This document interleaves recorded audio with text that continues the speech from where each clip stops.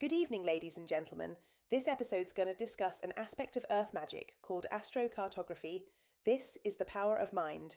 Most conversations I hear in regards to Earth magic relate to herbs. And yes, herbology or plant magic is real, but it is only an aspect of Earth magic. It's obvious, it's simple, it's for beginners. Tonight, I want to take you deeper. Let's go beyond mere theory. Astrocartography offers real-world practical applications for your Earth magic that can empower your decision-making. Many of you are new to this subject, so I'll explain some basics of Earth magic first. Part 1. What is Earth magic? Aleister Crowley defined magic as the art and science of causing change to occur in conformity with the will. He also stated that every intentional act is a magical act. This definition encompasses both conscious ritualistic acts and ordinary daily actions, emphasizing the power of will in bringing about desired outcomes. So Earth magic is using the natural cycles of the Earth, also called Terra, and the associated correspondence to help you in planning and manifesting your desired outcomes. It's more complex than just asking your phone for the weather and grabbing an umbrella if your phone says that it's a high chance of rain. This will give you the knowledge to know if it will rain. Some studies in Earth magic will give you the ability to make it rain. Actual rain. Not dollars at a strip club, but that is a different video. Back to the subject at hand. Astrocartography is the magical and astrological study of how planetary energies are distributed across the Earth's surface. It allows us to see where certain celestial bodies hold sway in our lives. In essence, it's a celestial map, tailored to your natal chart that reveals how planets influence you differently depending on your location. Let's break this down further. Astrology is the ancient study of how the positions and movements of celestial bodies influence human behavior and earthly events.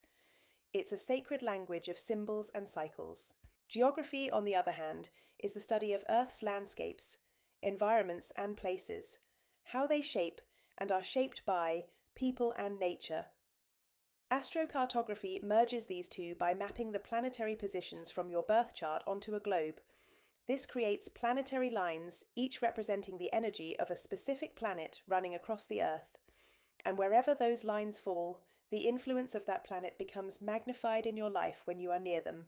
Magic is about controlling the mind to control the world that mind manifests.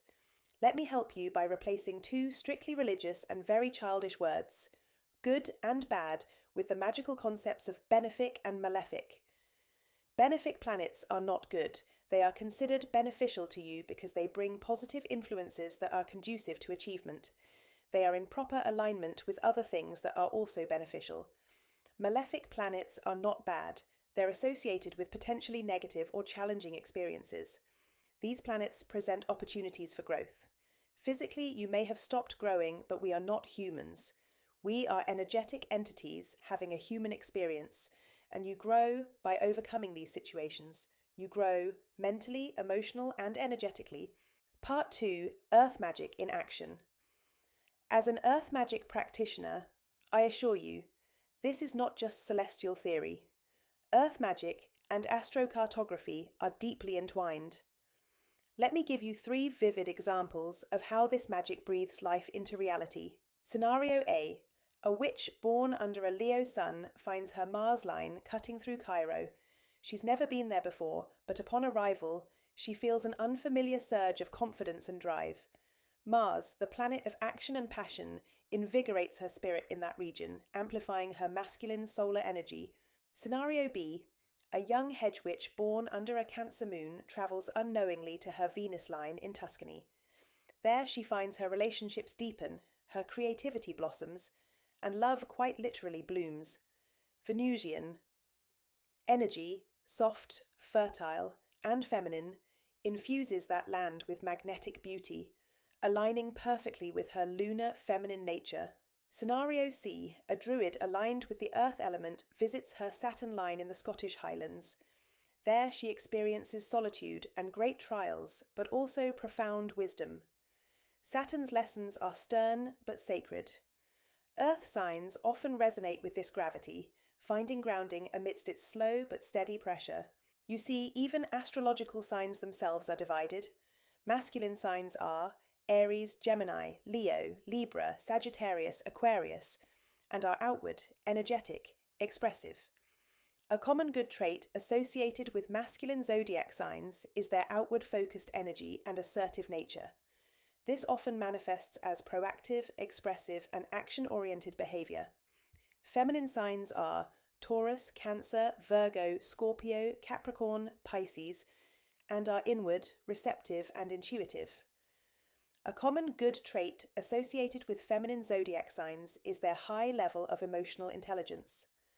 Natural intuitives able to discern an individual's true intentions, which may differ from their outward actions. These polarities interact uniquely with planetary lines, shaping not just your energy, but your fate as you move across the globe. Magic is not religion. You don't pray and ask for permission like a child. As a magical practitioner, you can put magic into action. Imagine finding the best places to travel or relocate based on your map, and then moving there. Have you ever wondered what would living in the middle of a web of crossing lines be like? Part 3, a deeper weaving. Now let us delve deeper. Astrocartography isn't merely divination, it's a magical compass. It reveals, with uncanny precision, where our strengths can flourish, where healing may occur, or where challenges forge our resilience. It is real, and it is deeply ancient. You may ask, how could this possibly be true? Well, let's look at one of the most grounded examples of real-world earth magic, farmers and the moon. For thousands of years, farmers across every continent have planted according to the moon's cycles. The waxing moon encourages upward growth, the waning moon, inward rooting. Seeds are sown not by chance, but by lunar wisdom. This is magic, quiet, rhythmic, reliable. And it's no different from what we do when we study your Mars line across Tokyo or your Neptune line brushing the coast of Brazil. Earth speaks in patterns. The stars guide those patterns. Astrocartography reveals how your unique cosmic imprint dances with the spirit of the land.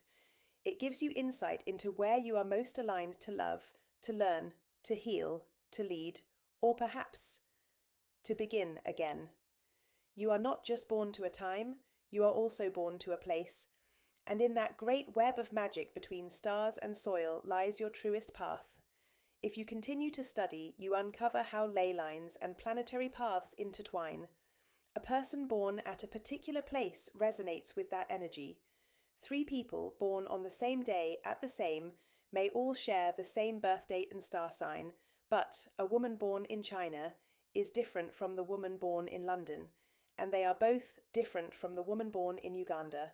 A potential love partner born in a place that makes your money well go dry will cause that to happen in a romantic relationship where the two of you are sharing and mixing energies.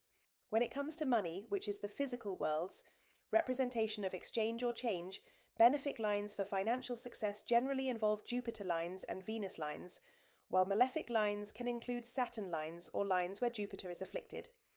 This is a good general rule of thumb for my newbie witches out there. Always look at your personal natal chart. If you have a daytime chart, your benefics are Sun and Jupiter, while your malefic is Mars and Saturn. Now, if you have a night chart, your benefics are Venus and Moon, your malefic is Saturn and Mars. Once you become aware of a thing, it becomes aware of you. Staring into the abyss is a metaphorical phrase oftentimes attributed to Friedrich Nietzsche that suggests the consequences of confronting uncomfortable truths or delving too deeply into the dark and unknown aspects of existence. It implies that the act of staring into the abyss can change the person gazing. Once you become aware of astrocartography and begin to read your chart, the chart comes alive. It's like a spider with extra legs that pulls on the web of reality. The more you study how these energies interact, the more you become a part of the interplay of these forces.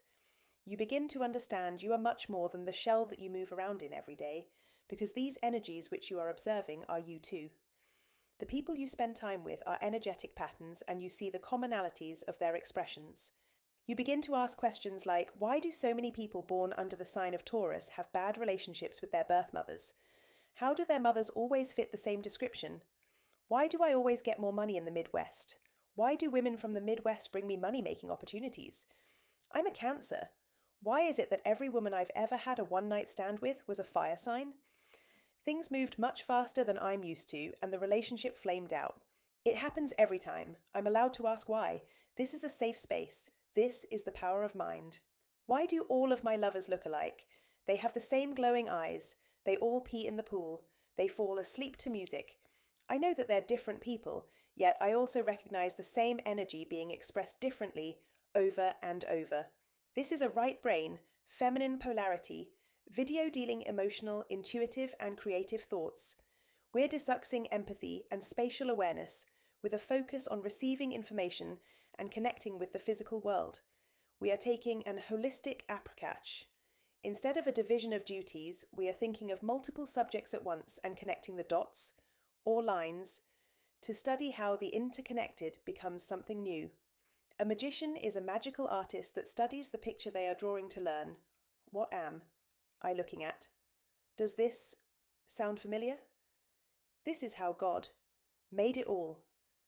After all, it was the only way she could look in the mirror.